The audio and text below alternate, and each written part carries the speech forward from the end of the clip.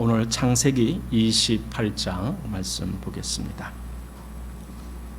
우리가 먼저 앞에 몇 절 같이 읽고 나누겠습니다. 1절로 해서 5절 말씀까지 우리 함께 읽고 말씀 나눕니다.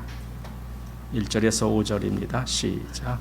이삭이 야곱을 불러 그에게 축복하고 또 부탁하여 가로되 너는 가나안 사람의 딸들 중에서 아내를 취하지 말고 일어나 밧단 아람으로 가서 너의 외조부 부두엘 집에 이르러 거기서 너의 외삼촌 라반의 딸 중에서 아내를 취하라.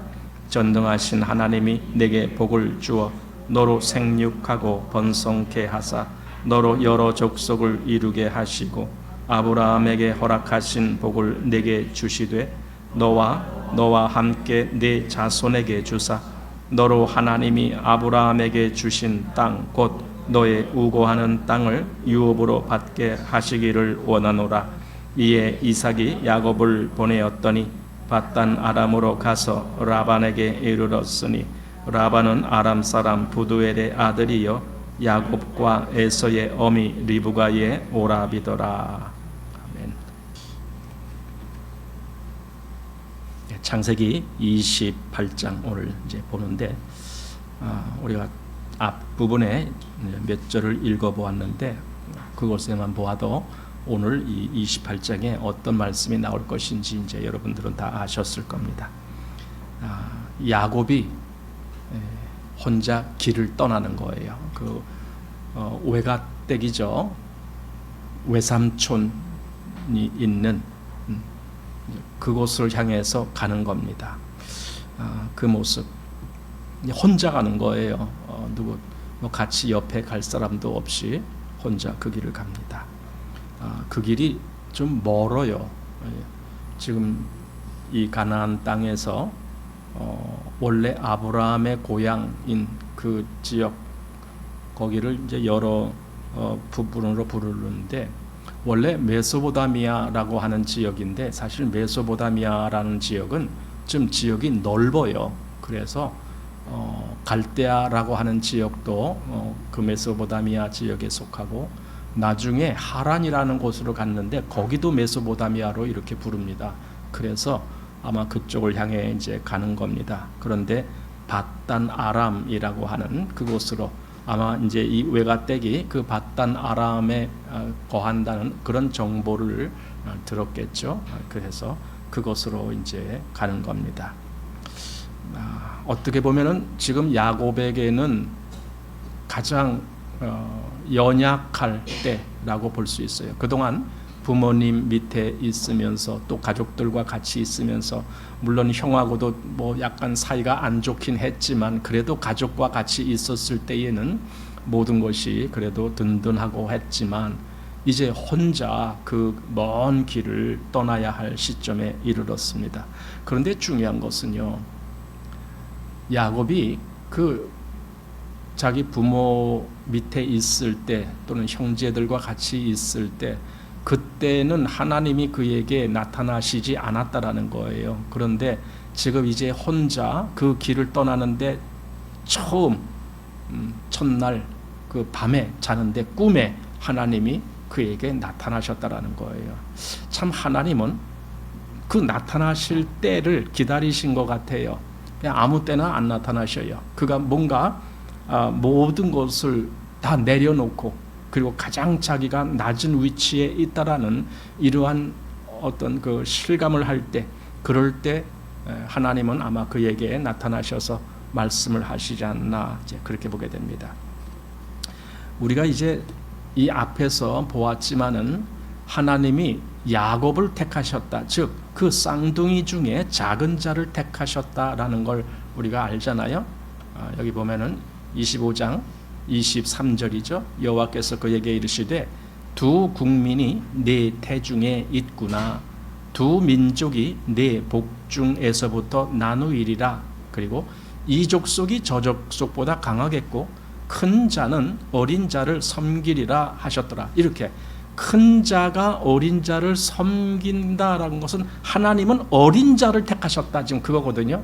그래서 모든 축복이 어린 자에게 가게, 즉 동생에게 가게 그렇게 하셨다라는 겁니다. 그래서 복중에서부터 하나님이 야곱을 택하셨어요. 그런데 우리가 지금 쭉 보아왔듯이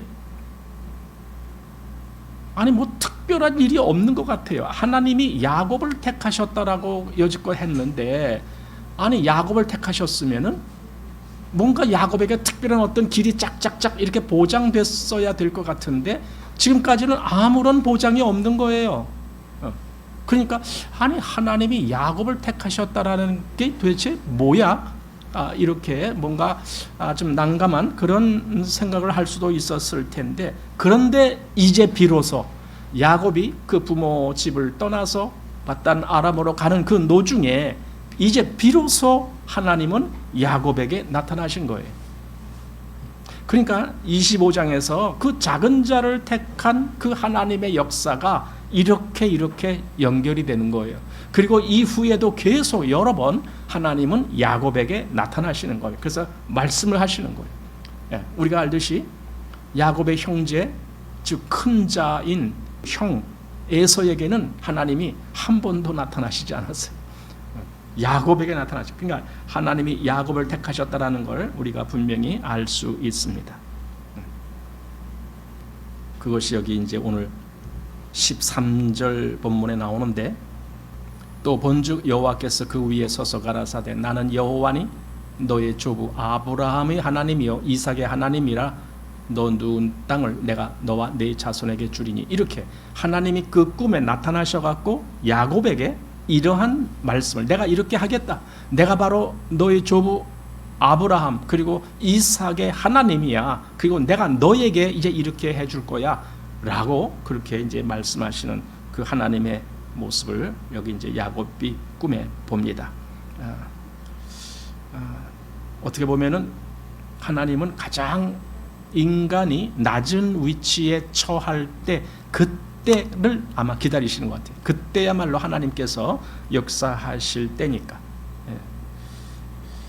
나중에 야곱이 그 밧단 아람에서 돌아올 때에도 똑같은 그러한 환경이 있었죠. 뭐냐면은 이제 야곱은 에서를 맞이해야 되는데 에서가 장정 400인을 데리고 막 야곱을 치러 온다는 그런 소식을 들었을 때에 정말 뒤로 돌아갈 수도 없고 앞으로 나아갈 수도 없고 이런 진퇴양난의 그런 힘든 시기에 하나님이 또 그를 만나 주시죠. 그게 약복강 씨름이라는 거죠.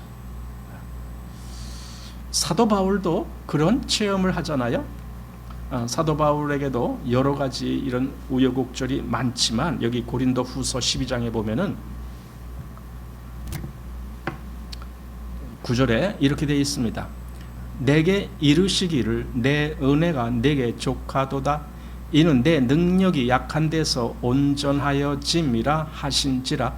이러므로 도리어 크게 기뻐함으로 나의 여러 약한 것들에 대하여 자랑하리니 이는 그리스도의 능력으로 내게 머물게 하려 함이라. 이렇게 주님이 사도 바울에게 이렇게 말씀하셨다는 거예요. 뭐냐면은 내 능력은 약한 데서 온전하여지는 것이야, 이거죠. 그러니까 네가 강할 때에는 내 능력이 거기 나타날 수가 없어.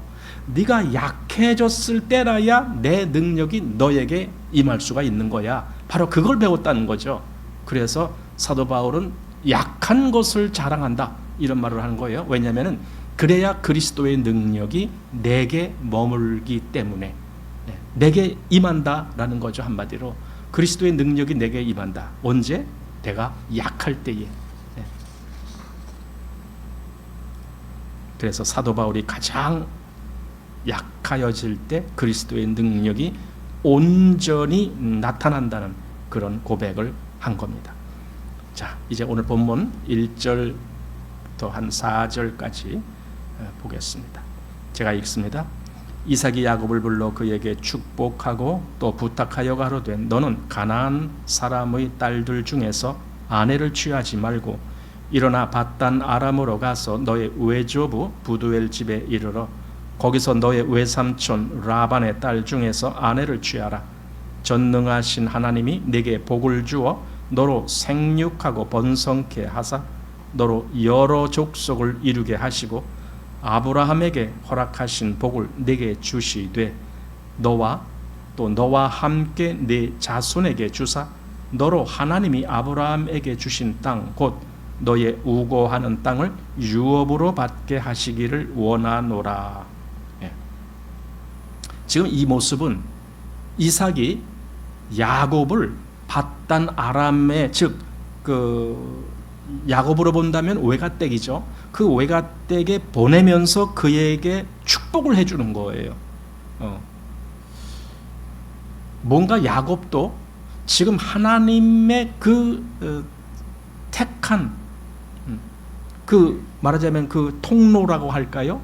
아브라함, 그 다음에 이삭, 그리고 그 다음 그게 야곱이구나. 이걸 이미 이제 알았잖아요. 지난번 처음에는 몰라갖고 애서 보고 야 네가 짐승 잡아서 별미를 해오면은 내가 너에게 축복해줄게 이렇게 하다가 그만 그게 확 뒤집혔잖아요. 그때 야곱은 이게 하나님이 택한 자가 에서가 아니고 야곱이구나. 그러면서 처음에 리브가가 잉태하였을 때 그때 하신 말을 이제 싹 다시 되새긴 거죠. 뭐라고요? 큰 자는 작은 자를 섬기리라 이 말. 그래서 하나님의 택하신 자가 야곱이구나 해서 더욱 확실하게 그렇게 이삭이 아마 알았을 겁니다. 그래서 지금 야곱을 파송하면서 축복을 하는 거예요. 그런데 그냥 축복이 아니고 아브라함 때부터 하나님이 주신 그 축복을 그걸 야곱 너에게도 임하기를 원한다 하면서 그렇게 축복을 지금 빌어주는 겁니다. 그 축복의 내용이 하나님이 아브라함에게 약속하신 그 축복과 그 다음에 이삭에게 한 축복과 똑같은 내용이에요. 지금 야곱에게. 그러니까 이 축복이 이렇게 아브라함, 그 다음 이삭, 그 다음 야곱 이렇게 대를 거쳐서 그대로 승계한다 그러죠. 그걸 그대로 물려받는 거예요. 그렇게 됐다라는 것을 우리가 보게 됩니다. 그래서 여기 축복의 내용이 뭐가 있느냐 할 때에 우선 하나님이 네게 복을 주셔서 너로 생육하고 번성케 한다. 또 아브라함에게 허락하신 복을 네게도 주기를 원한다. 그리고 아브라함에게 주신 바로 이 땅을 네가 나중에 다시 돌아와서 이것을 물려받기를 원한다. 이것을 차지하기를 원한다. 그러니까 아직 이때까지는 그 가나안 땅이 야곱은 물론이거니와 이삭에게도 지금 그 하나님의 백성들 중에 누구도 이 땅을 지금 이게 내 땅이야 이렇게 소유하지를 못했어요. 지난번에도 보았지만은 아브라함 때 그 막벨라 굴이 있는 그 밭 상고 그게 유일한 소유고 아직은 나머지 땅들은 그들의 소유가 아니었습니다. 그런데 지금 이삭은 그래도 이 땅은 아브라함 때부터 우리에게 주신 땅이다라는 걸 지금 야곱에게 말을 하면서 하나님이 그렇게 하시기를 원한다라는 겁니다. 자, 그리고 여기 3절 말씀을 보면은 이렇게 말합니다. 전능하신 하나님이 내게 복을 주어 이렇게 말합니다. 우리 지난번 아브라함 때에도 이 말을 보았어요. 아브라함 때 언제 그랬냐면은 창세기 17장 1절 아브라함의 99세 때에 여호와께서 아브라함에게 나타나서 그에게 이르시되 나는 전능한 하나님이라 너는 내 앞에서 행하여 완전하라. 이렇게 이 전능한 하나님이란 말을 아브라함에게 해주셨는데 지금 여기 이삭이 야곱에게 축복을 빌어줄 때 그 단어를 그대로 사용했어요. 전능하신 하나님, 하나님이 내게 복을 주어 이렇게. 그 이제 히브리 말로 엘 샤다이라고 하는 단어인데 전능하신 하나님이다. 그 말을 왜 아브라함에게 하신 그 말을 그 단어 그 이름 아브라함에게 알려주셨던 그 이름을 지금 이삭이 그대로 야곱에게 축복하면서도 그 이름을 그대로 사용한 거예요. 이것은 다시 말하면은 아브라함에게 약속한 축복이 그대로 너에게도 임하기를 원한다. 지금 그런 말이겠죠. 동일한 그런 의미에서 아브라함에게 나타나셨을 때에 말씀한 그 전능하신 하나님의 그 이름을 지금 이삭이 그대로 인용해서 야곱을 축복합니다. 그리고 이 전능하신 하나님이라는 이 이름, 하나님의 이름이죠. 그게 전능하신 하나님, 이렇게 엘 샤다이 하는 그 이름은 나중에 하나님께서 이 야곱에게 새 이름을 주실 때가 있잖아요. 너는 이제 야곱이 아니고 이스라엘이라 하라, 이렇게 새 이름을 주실 때가 있거든요. 그때에 바로 그 전능하신 하나님이라는 말을 사용하십니다. 여기 35장 10절 말씀 보십시오. 그에게 이르시되 내 이름이 야곱이다마는 내 이름을 다시는 야곱이라 부르지 않겠고 이스라엘이 내 이름이 되리라 하시고 그가 그의 이름을 이스라엘이라 부르시고 그에게 이르시되 나는 전능한 하나님이니라. 생육하고 번성하라. 국민과 많은 국민이 내게서 나고 왕들이 내 허리에서 나오리라. 전능한 하나님이다라는 그런 말씀은 하나님은 모든 일을 다 하신다 그 말이잖아요. 전능이란 말이 그거잖아요. 못하실 것이 없다. 그 말은 다시 말해서 야곱아 너는 나를 그렇게 믿어라 그거잖아요. 내가 너와 관련돼서 내가 하고자 하는 모든 계획을 다 이룰 것이다. 그러니 너는 나를 그렇게 믿어라.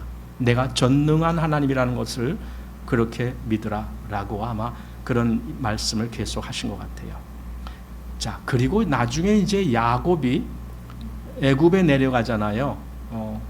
물론 요셉이 먼저 내려가서 그 길을 열어놓고 결국 야곱도 애굽에 내려가서 사는데 이제 거기서 야곱이 이제 나이가 많으니까 어느 날 이제 내가 곧 이제 죽음을 맞이할 때가 됐구나.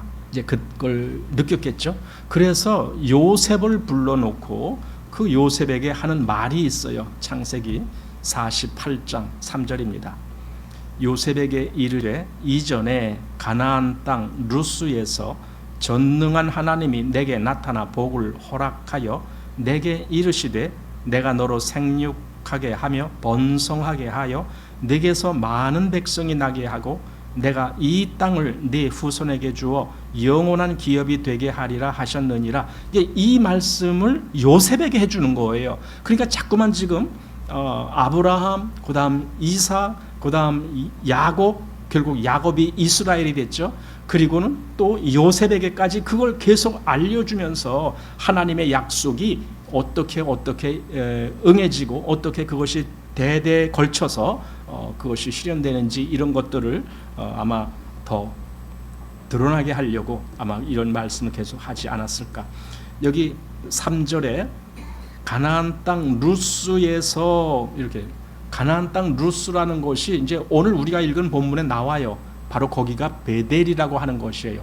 베델이라고 새 이름을 붙였지만은 그 베델의 본 이름은 루스였더라. 이렇게 나오거든요. 바로 거기서 지금 야곱이 하나님을 만나는 대목이 나오는데 아마 그때 하신 말씀을 이렇게 지금 인용하면서 말을 했다라고 생각이 됩니다. 자, 이제 28장 창세기 28장 10절 말씀 보겠습니다. 야곱이 부엘세바에서 떠나 하란으로 향하여 가더니 한 곳에 이르러는 해가 진지라. 거기서 유숙하려고 그곳의 한 돌을 취하여 베개하고 거기 누워 자더니. 지금 이때의 야곱의 모습을 한번 상상해 보십시오. 그가 집을 떠났어요. 근데 바단 아람까지는 한참 걸리는 거리예요. 그 당시에 뭐 대개 걸어서 가니까 얼마나 오래 걸리겠어요. 근데 밤이 됐어요. 얼마나 무섭기도 하고 외롭기도 하고 정말 마음에 많은 어떤 그 고통을 느낄 수 있는 그런 분위기가 지금 이 분위기예요. 야곱이 그렇게 됐다고요. 아무 의지할 대상도 없는 그런 홀로 먼 길을 가야 하는 그런. 근데 지금 여기 11절 보니까 해가 진지라. 이 밤이 됐어요. 여러분 밤에는 더 무섭잖아요. 왜냐하면 낯선 짐승들도 올 수도 있고 도둑들도 밤에는 더 설칠 수도 있고 뭐 강도들도 그렇고 그러니까 이 밤이라는 것이 더 무섭거든요. 그러니까 밤이 된 거예요. 이 험난한 길에서 야곱은 밤에 지금 혼자 그 밤을 맞이하고 있는 겁니다. 사실 이 길이 결코 쉬운 길이 아니다라는 것을 우리가 나중에 이제 보게 되는데, 에스라가 바벨론에서 다시 이스라엘로 돌아오는 그 길이 있었거든요. 근데 그때 에스라가 이제 이런 말을 해요. 여기 보면은 에스라 8장인데 21절 보면은, 때에 내가 아화와 강가에서 금식을 선포하고 우리 하나님 앞에서 스스로 겸비하여 우리와 우리 어린 것과 모든 소유를 위하여 평탄한 길을 그에게 간구하였으니. 지금 이게 왜 에스라가 그 길의 평탄한 길을 위해서 하나님께 간구했느냐? 이유는요, 왕에게, 에스라가 원래 왕을 이렇게 보필하던 직무였잖아요. 왕에게 그 길이 멀고 험난하니까 우리 군사 좀 몇 명 좀 보내주십시오. 이제 이렇게 해야 그게 이제 제대로 되는 건데, 그런데 에스라는 늘 그 전부터 왕에게 무슨 얘기를 했느냐? 하나님이 우리를 도우십니다. 그 얘기를 계속 해왔단 말이죠.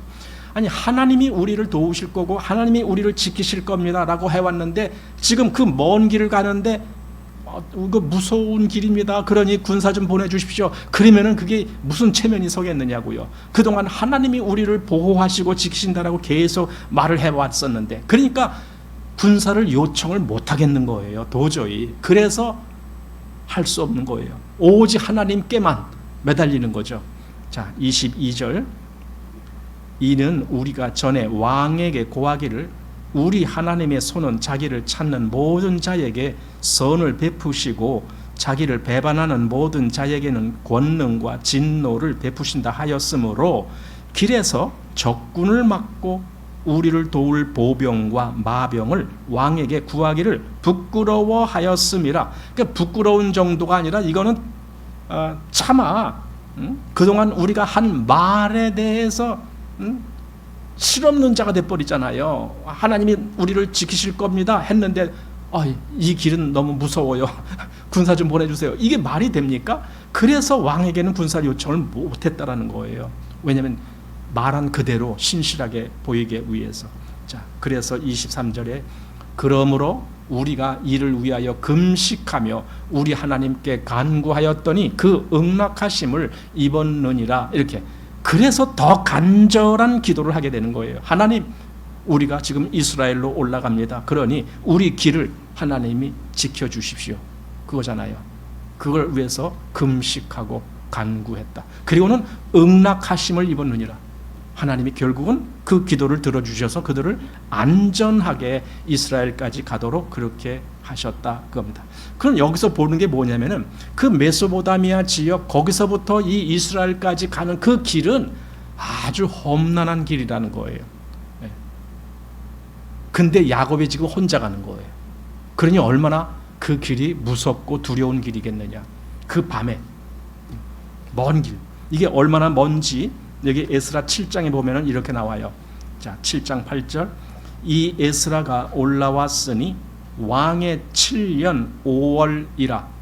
5월 달에 온 거예요. 그런데 그게 얼마나 걸렸는지 9절에 이렇게 나옵니다. 정월 초하루에 바벨론에서 길을 떠났고 하나님의 선한 손에 도우심을 입어 5월 초하루에 예루살렘에 이르니라. 이거예요. 아니, 정월 초하루에 출발을 했는데 5월 초하루에 도착을 했어. 그러면은 몇 개월 걸린 거예요? 5개월이나 걸렸어요. 물론 이것이 곧장 출발하고 쭉 가서 도착한 거 그건 아니고 중간에 또 어디 모여서 또 뭐 또 잠깐 또 이렇게 하고 뭐 그렇게 하고 이제 온 거예요. 그렇더라도 여기 지금 5개월, 물론 그게 다 5개월은 아니겠지만 어쨌든 상당한 기간이 걸려서 겨우 온 것이 메소포타미아에서 예루살렘까지의 거리란 말이죠. 그러니 야곱이 지금 그 길을 혼자 간다는 것은 이건 너무나 두려운 길이에요. 그러니 이 밤에 그런 말은 안 했지만은 야곱이 얼마나 두려웠을까. 앞으로 자기가 가야 할 그 머나먼 길을 생각하면서 그 밤을 자기가 정말 외로이 이렇게 길거리에서 자야 하는 그 입장에서 야곱의 마음이 얼마나 쓸쓸하고 또 두렵고 했을까. 그런데 그때 하나님이 그에게 나타나신 거예요. 하나님은 아마 그때를 기다리셨을 거라고 생각되고, 야곱이 진정으로 그렇게 가장 낮은, 가장 연약한 그 위치에 있을 때 하나님이 그 순간에 야곱을 찾아오셨다라는 생각을 하게 됩니다. 그래서 밤에 이제 꿈을 꾸는 겁니다.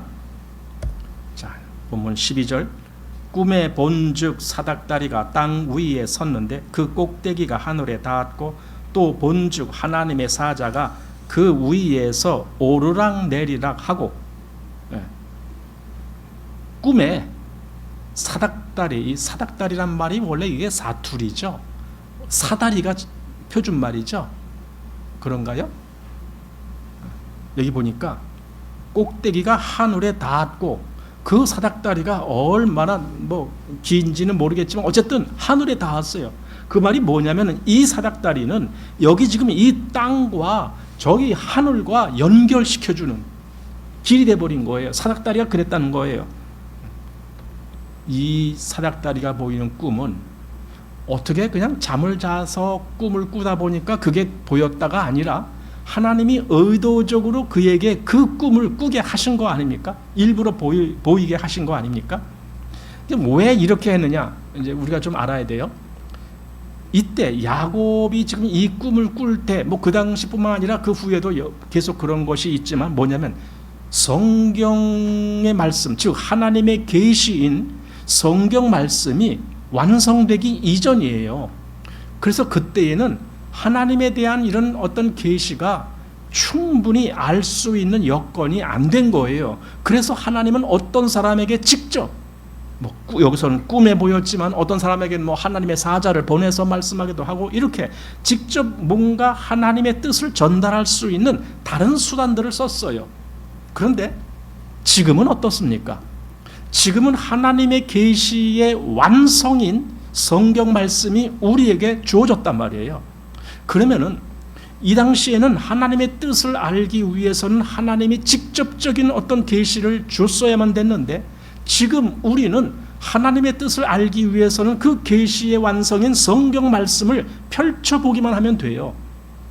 그런데 성경 말씀을 보는 것이 아니라 이때 야곱이 경험했던 것과 같이 동일하게 하나님, 나에게도 꿈에 좀 말씀해 주십시오, 이렇게 구한다면은 이거 좀 이상한 거예요. 사실 그런 위험성이 많아요.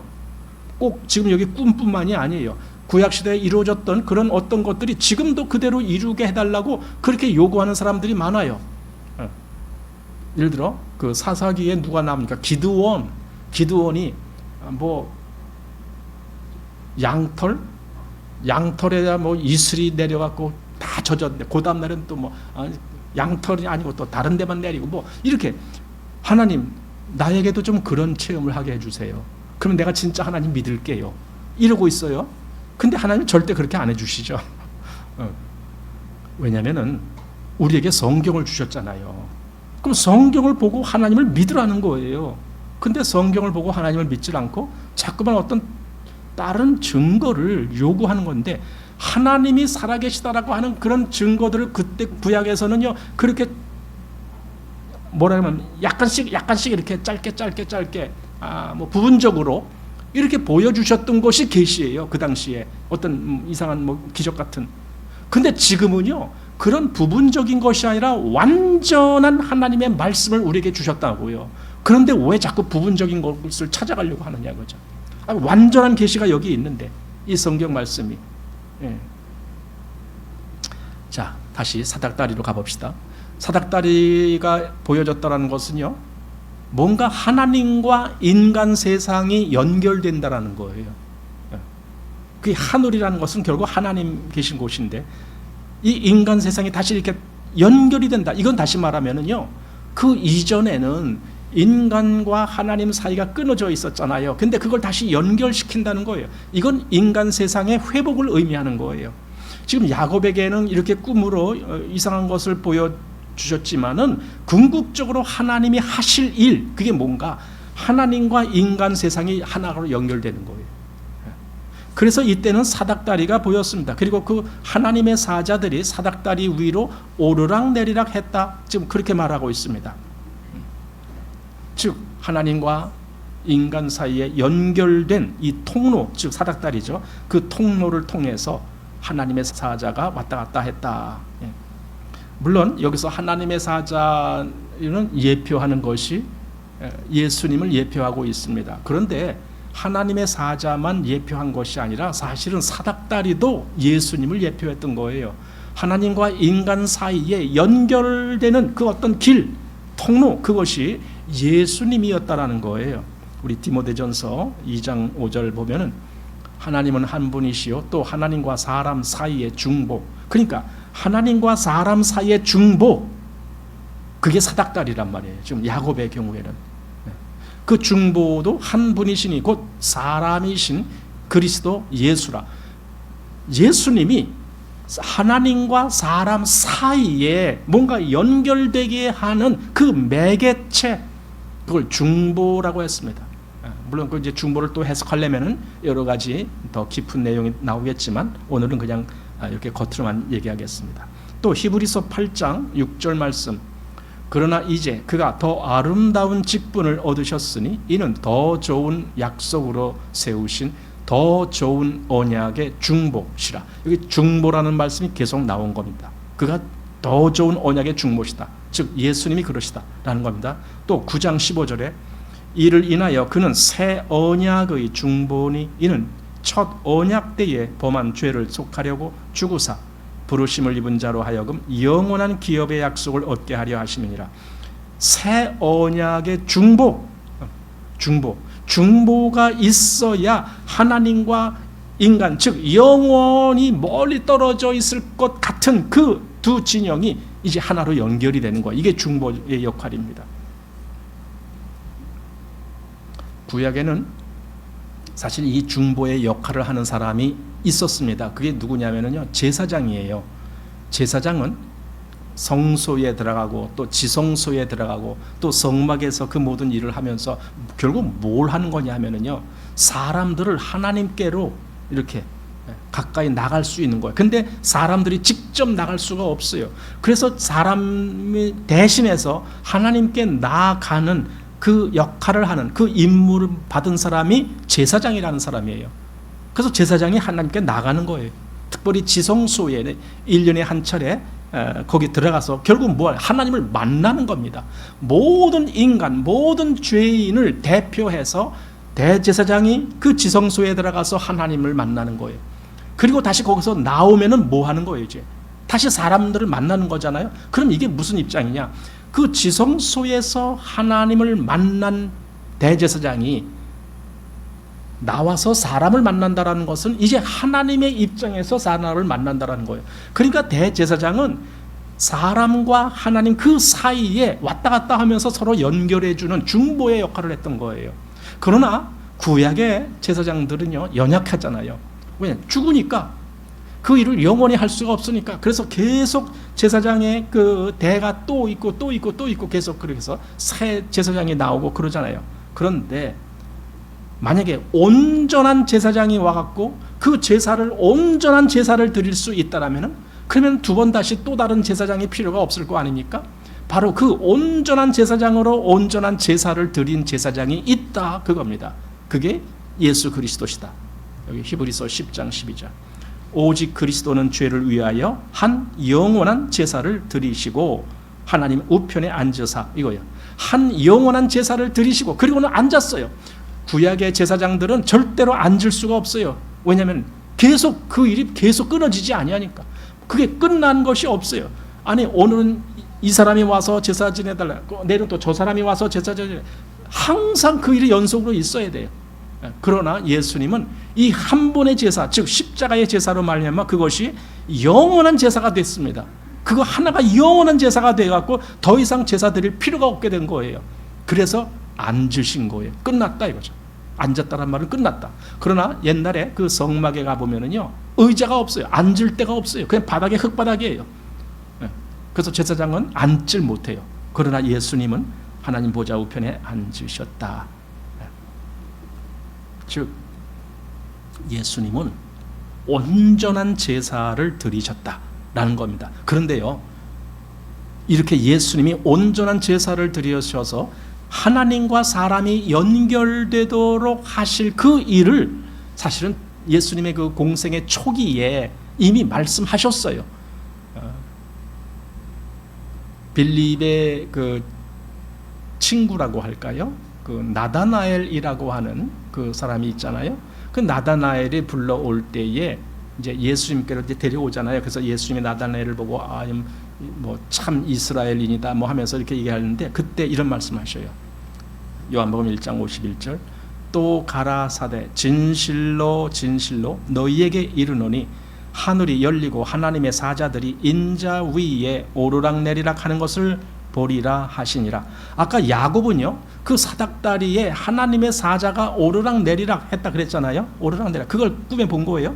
그런데 지금 예수님이 하신 말씀은 그거예요. 하늘이 열리고 하나님의 사자들이 인자 위에 오르락내리락 하는 것을 보리라. 아까는 하나님의 사자가 어디를 오르락내리락 했다고요? 사닥다리. 지금은 어디서 오르락내리락 한다고요? 인자 위에. 아까는 사닥다리 위에. 그러면 인자가 그 사닥다리 그 입장에 있는 거예요. 그러니까 여기서 하나님의 사자의 입장도 역시 예수님이 되지만 그 사닥다리도 역시 예수님의 입장이 되는 겁니다. 그래서 결국은 하늘과 땅, 즉 하나님과 인간을 이어주는, 그 사닥다리가 이어줬잖아요. 그 이어주는 역할을 한 거고, 거기에 사자가 오르락내리락 했다라는 것은요, 그 이어진 것을 통해서 결국은 하나님과 인간 간의 이 교통이 일어나는 거예요. 그래서 여기 예수님이 바로 그 사닥다리의 위치로 그 역할을 하신다라는 것을 보게 되는 겁니다. 자, 이제 오늘 28장 13절 말씀 봅니다. 또 본즉 여호와께서 그 위에 서서 가라사대, 즉 그 사닥다리 그 위에 말하자면 그 하늘의 입장, 거기죠. 거기 서서 가라사대, 나는 여호와니 너의 조부 아브라함의 하나님이요 이삭의 하나님이라. 너 누운 땅을 내가 너와 네 자손에게 주리니 네 자손이 땅의 티끌같이 되어서 동서남북에 편만할지며 땅의 모든 족속이 너와 네 자손을 인하여 복을 얻으리라. 내가 너와 함께 있어 내가 어디로 가든지 너를 지키며 너를 이끌어 이 땅으로 돌아오게 할지라. 내가 네게 허락한 것을 다 이루기까지 너를 떠나지 아니하리라 하신지라. 예. 여기 지금 13절에 보면은요, 하나님이 야곱에게 그런 거예요. 나는 여호와니 너의 조부 아브라함의 하나님이요 이삭의 하나님이라. 예. 이거요. 그러니까 아브라함의 하나님이 나였어. 또 이삭의 하나님이 나였어. 그리고 지금 야곱아, 너의 하나님도 나야. 한 하나님이 아브라함, 이삭, 야곱 다 이렇게 지금 관할하시고 동일하게 하나님이 이끄시고 그들에게 동일한 약속을 주시고 하나님의 큰 일을 이루시기 위하여 지금 이 세 사람 아브라함, 이삭, 야곱을 말하자면 승계시켜서 계속 그 약속을 유효하게 하는 그 일을 하신다라고 지금 말씀하시는 거예요. 한마디로 그 약속의 계승. 왜 이렇게 약속의 계승자로 삼았냐 하면은요, 결국은요, 우리는 이렇게 보게 돼요. 아브라함, 이삭, 야곱 때까지만 해도요, 개인이었어요. 물론 그 가게 한 집안이었죠. 왜냐하면 할아버지, 또 아버지, 그리고 아들, 이렇게 그 계층을 이루는 한 가정이었는데, 그 다음 이스라엘, 즉 야곱의 후대로부터는 이제 더 이상 한 가족이 아니에요. 이제는 한 나라를 이루어요. 그게 이스라엘이에요. 물론 금방 나라를 이룬 건 아니지만은 일단 12아들이 나오잖아요. 그 12아들을 통해서 이제는 하나의 무리가 되고 그들 통해서 하나의 그 어떤 작은 나라를 구성하는 그런 입장에 서게 되거든요. 그러니까 하나님은 그렇게 연결시키는 거예요. 그러니까 아브라함, 이삭, 야곱 그렇게 연결시키고 그 다음에는 이스라엘 민족, 그들 통해서 뭘 어떻게 하는데 바로 하나님의 구원이 이루어지게 하는 거예요. 그 이스라엘 계보를 통해서 아브라함과 다윗의 자손 예수 그리스도의 세계라 한 이 예수 그리스도의 그 어떤 구속사회가 이루어지도록. 그러니까 하나님이 지금 왜 아브라함, 왜 이삭, 그리고 왜 야곱 계속 그 계승하게끔 왜 말씀하셨느냐? 예수님 때까지 가려고 그러는 거예요. 지금 이 계보가. 이것이 하나님이 하시는 역사입니다.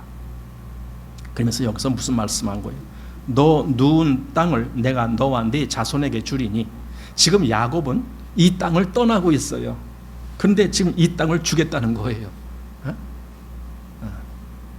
여기 누운 장소가 베델이라는 곳이 아까 뭐 루스라고 하는 원래 이름이었는데 베델. 근데 그 베델이라는 땅도 역시 가나안 지역 내에 있거든요. 그러니까 내가 너 누운 이 땅을 너와 네 자손에게 주리라. 또 땅의 모든 족속이 너와 네 자손을 인하여 복을 얻으리라. 이거 아브라함에게 해준 말씀 아닙니까? 창세기 12장에 처음 아브라함을 부르실 때부터 해준 말씀이 바로 이거라고요. 땅의 모든 족속이 너와 네 자손을 인하여 복을 얻을 거야. 이건 뭐예요? 결국 그 복은 예수 그리스도로 말미암아 오는 온 세상에 얻는 복, 바로 이것이 진짜 복이죠. 바로 그걸. 그래서 우리는 그걸 복음이다라고 말하는 거예요. 복음, 진짜 복의 소식. 그 다음에 내가 너와 함께 있어. 내가 너와 함께 있겠다. 아브라함에게도 하나님이 그와 함께 계시겠다라고 말씀을 했는데 지금 야곱에게도 그 말씀한 거예요. 지금 이 세 가지 다 땅에 대한 약속, 복에 대한 약속, 그래서 뭡니까? 내가 너와 함께 있겠다는 약속, 이것이 다 아브라함에게 때부터 주어졌던 약속이에요. 자, 창세기 18장 18절 보십시오. 아브라함은 강대한 나라가 되고 천하 만민은 그를 인하여 복을 받게 될 것이 아니냐. 또 여기 22장 18절 내 씨로 말미암아 천하 만민이 복을 얻으리니. 이게 전부 아브라함에게 하신 말씀이거든요.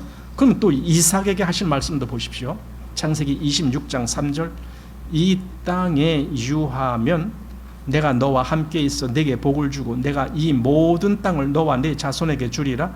내가 네 아비 아브라함에게 맹세한 것을 이루어 네 자손을 하늘의 별과 같이 번성케 하며 이 모든 땅을 네 자손에게 주리니 네 자손을 인하여 천하 만민이 복을 받으리라. 그러니까 아브라함에게 주신 약속, 또 여기 이삭에게 주신 약속 다 똑같은 약속이에요. 그런데 지금 야곱에게도 동일하게 그 약속을 하시는 거예요.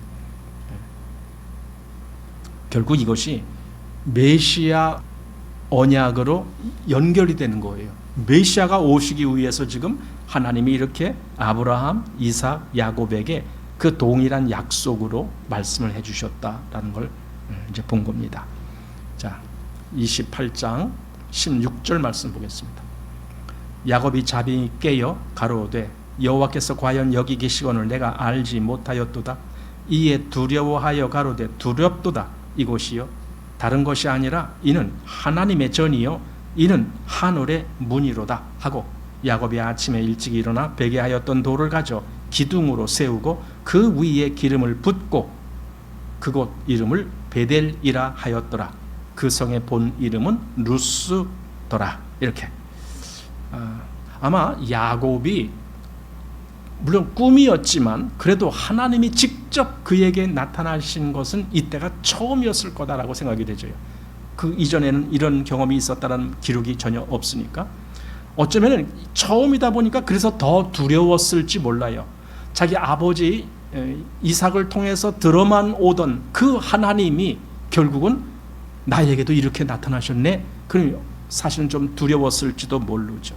그래서 두려웠다라고 한 건지 아니면 다른 의도가 있었던 건지는 모르겠지만 아마 저는 그래 하나님을 배움는다라고 하는 것이 좀 두려움이 있었을 것이다. 처음이니까 더더군다나 그랬을 것이다. 지금 그 앞에서 아까도 우리가 말씀 나눴지만은 야곱은 그 먼 길 그리고 그 위험한 코스예요. 그 코스가 그 위험한 길을 혼자 가고 있다고요. 그런데도 그때도 야곱이 두려워서 이런 말은 안 했어요. 그런데 지금 꿈에 하나님이 나타나신 그것 때문에 두려워했다라고 지금 말하고 있는 거예요. 어쩌면 하나님의 위엄, 하나님의 어떤 권위, 뭐 이런 모든 것들을 느끼면서 아마 두려워하지 않았을까. 함부로 내가 이렇게 하나님 앞에서 경거망동해서는 안 되겠구나. 막 그런 의도도 있었겠죠. 그래서 그 자고 난 그곳 이름을 벳엘이라고 한 거예요. 그러니까 어떤 책들을 보면은 여기 야곱이 두려워했더라고 하는 것을 이건 잘못한 거다. 그건 두려워하지 말아야 되고 오히려 기뻐해야 될 것인데 야곱이 지금 잘못하기 때문에 두려워했다. 이렇게 해설을 하는 책들도 있어요. 하지만 물론 저도 그런 면에 왜 그렇게 해야 되는지도 이해를 합니다만은 그것보다는 여기 두려워했다라는 것은 단지 뭐 기뻐하지 못하고 잘못하고 있다 그렇게 보지 말고 하나님이 얼마나 크신 하나님인데 내가 그 하나님을 배웠다라고 하는 것이 이게 보통 큰일이 아닌데 하면서 그래서 그 경외감으로 두려워했다. 그래서 나중에 그 이름을 베델이라고 한 것이다. 저는 그렇게 봐요. 만약에 그냥 두려움, 그냥 뭐랄까 하나님을 경외함이 없는 그냥 무조건 무서워서 이거 괜히 하나님 잘못 만났구나 뭐 이런 식으로 해석을 했다라면 굳이 거기를 베델이라고 이름할 이유가 없잖아요. 근데 야곱은 그 장소를 기억하고 싶은 거예요. 여기는 하나님의 집이야. 베델이란 말이 하나님의 집이란 뜻이거든요. 여기가 하나님의 집이야. 그걸 정말 기억한다라는 것은 야곱이 얼마나 하나님을 지금 경외할 마음으로 그렇게 하고 있는가 이걸 보게 되는 거죠. 그래서 여기서 그가 두려워했다라는 것은 단지 그냥 무서워했다라는 개념이 아니고 정말 크신 하나님을 직접 그가 배웠다라는 거 하는 것에 대한 두려움, 바로 그런 것을 의미한다라고 봅니다. 그래서 여기에 베델이라고 바로 하나님의 전이요 하늘의 문이다. 이렇게 하나님의 전이요 하늘의 문, 이곳을 그렇게 이름까지 지을 정도로 야곱은 지금 하나님의 역사에 대한 아주 깊은 어떤 것을 느끼고 있는 거죠. 바로 여기가 하나님의 집이야. 사실 그래. 여기가 지금 어디입니까? 벌판입니다. 그냥 벌판. 벌판에서 돌멩이 하나 베고 잠을 잤어요. 그런데 거기가 하나님의 집이라는 거예요. 지금 야곱은 뭘 보고 있는 거예요. 아무런 건축물도 없는데도 여기가 하나님의 집이다. 왜? 하나님이 지금 여기 계셨으니까. 여기 오셨으니까. 하나님이 계신 곳이 하나님의 집이다. 여러분 그거 얼마나 지금 야곱이 제대로 보고 있는 건가? 하나님의 집이라는 것이 뭐예요? 뭐 벽돌 쌓고 뭐 기둥 세우고 그래야 집이 되는 건가요? 그게 아니잖아요. 하나님이 어디 계시든지 하나님이 계신 곳은 다 하나님의 집이야. 이렇게 되는 거잖아요. 그래서 이 벌판을 베델, 즉 하나님의 집이라고 했어요. 아무 볼품 없는 곳이었지만 여기 하나님이 계신다. 그 한 가지로 베델 이렇게 말한 겁니다. 그러면 지금 우리의 경우를 생각해 본다면 우리는 뭡니까? 우리는 원래 그냥 죄인이었잖아요. 그런데 우리 안에 하나님이 오시잖아요. 여러분 어떻게 생각하세요? 이 죄인인 우리에게 하나님이 오셨단 말이에요. 그래서 우리 안에 거하신다고요. 그래서 우리를 뭐라고 불러요? 성전. 너희가 하나님의 성전인 것을 알지 못하느냐? 그러잖아요. 고린도전서 3장 보십시오. 16절. 너희가 하나님의 성전인 것과 하나님의 성령이 너희 안에 거하시는 것을 알지 못하느냐? 또 6장 19절. 너희 몸은 너희가 하나님께로부터 받은 바 너희 가운데 계신 성령의 전인 줄을 알지 못하느냐? 너희는 너희 것이 아니니라. 또 고린도 후서로 넘어가도 6장 16절에 하나님의 성전과 우상이 어찌 일치가 되리요? 우리는 살아 계신 하나님의 성전이라. 그러니까 이거 보세요. 왜 성전이라고 부르는 거예요? 하나님이 함께 계시니까, 하나님의 영이 거기 있으니까.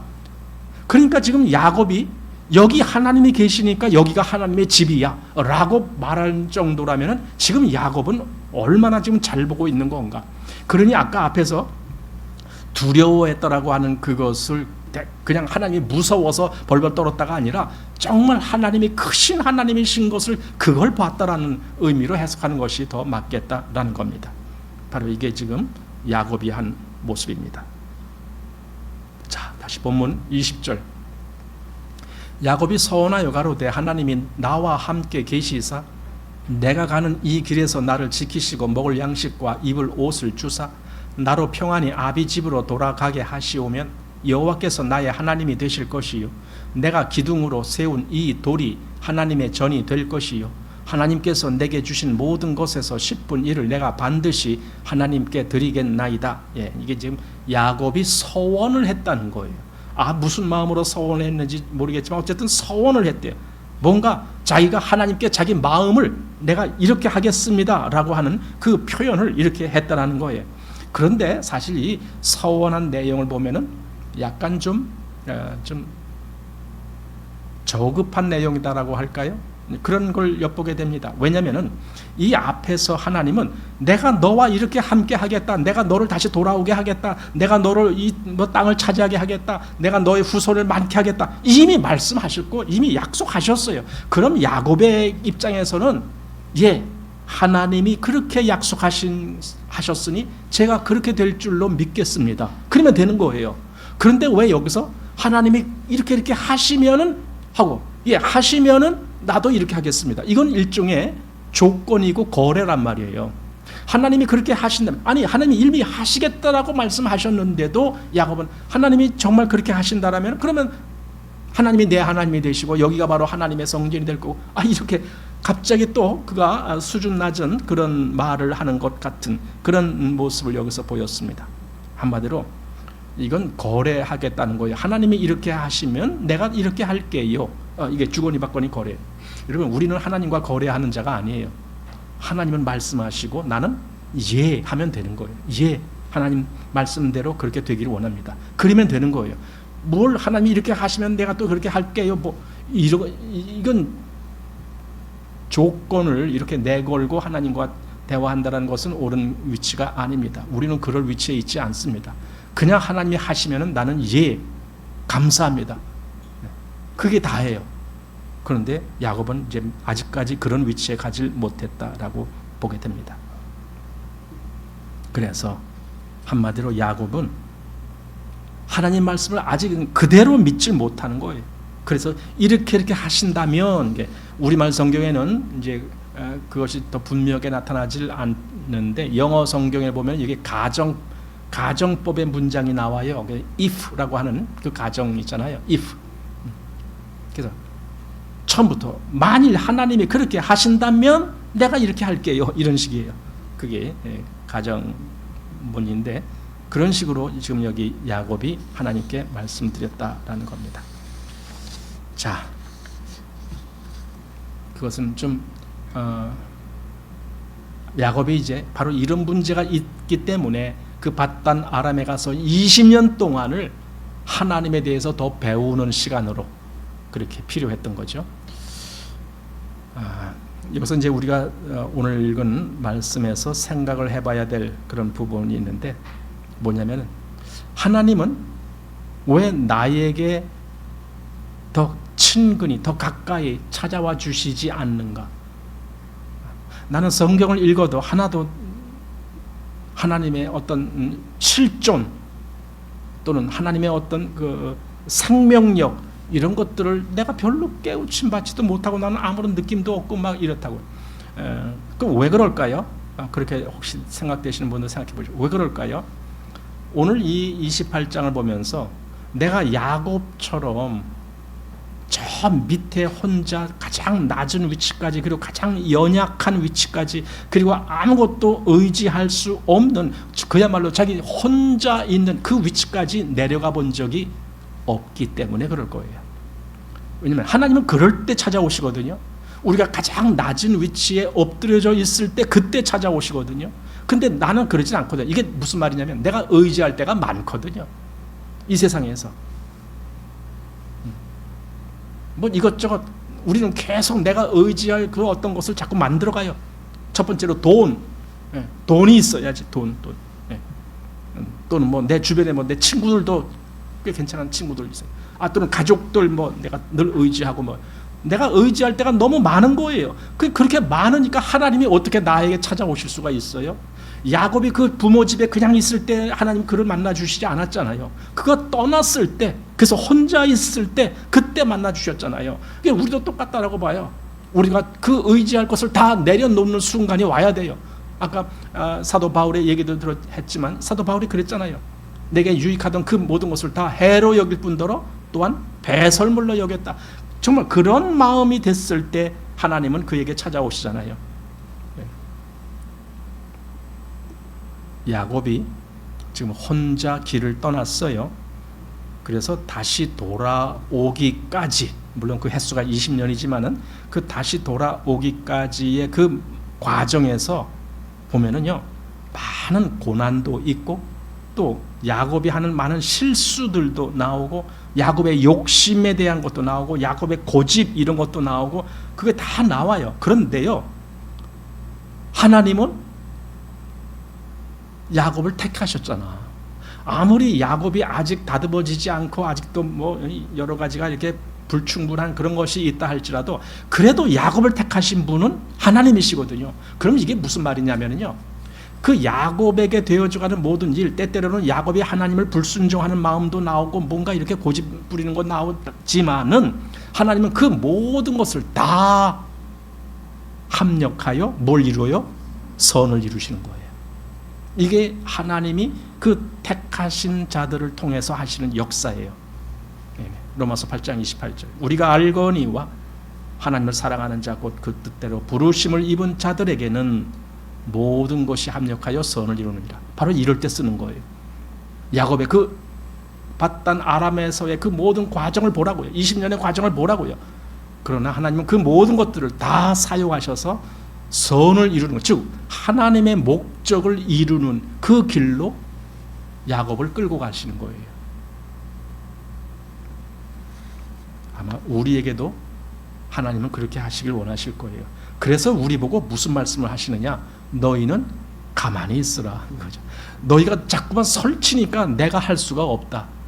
그리스도의 능력은 약한 데서 온전하여짐이라 그랬는데 나는 약하지 않고 자꾸만 내가 뭘 하니까 하나님은 하실 수가 없는 거예요. 그래서 우리 보고 너희는 좀 잠잠히 있어라. 여기 시편에 46편 10절에 이르시기를 너희는 가만히 있어 내가 하나님됨을 알지어다. 내가 열방과 세계 중에서 높임을 받으리라 하시도다. 만군의 여호와께서 우리와 함께 하시니 야곱의 하나님은 우리의 피난처시로다. 동일하게 야곱의 하나님, 그때 야곱이 그렇게 가장 외롭고 무서울 그런 환경에 처했을 때 찾아오신 하나님, 그 하나님이 나의 하나님이셔. 그러니 나에게도 얼마든지 내가 가만히 있을, 즉 내가 아무 능력이 없을 때, 내가 모든 것을 다 내려놓고 엎드려 있을 때 그때 하나님은 역사하실 것이고 내게 찾아오실 거야. 이 믿음으로 오늘 우리 창세기 28장 마치겠습니다.